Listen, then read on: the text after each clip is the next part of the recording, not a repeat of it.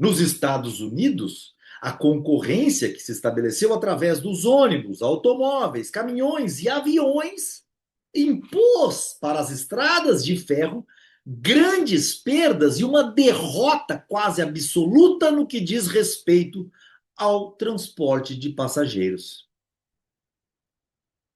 O desenvolvimento do capitalismo consiste em que cada homem tem o direito de servir melhor e ou mais barato o seu cliente. Este é o ponto chave e maravilhoso.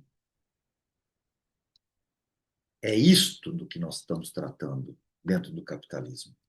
E num tempo relativamente curto, esse método, esse princípio chamado capitalismo, transformou a face do mundo, possibilitando um crescimento sem precedentes da população mundial.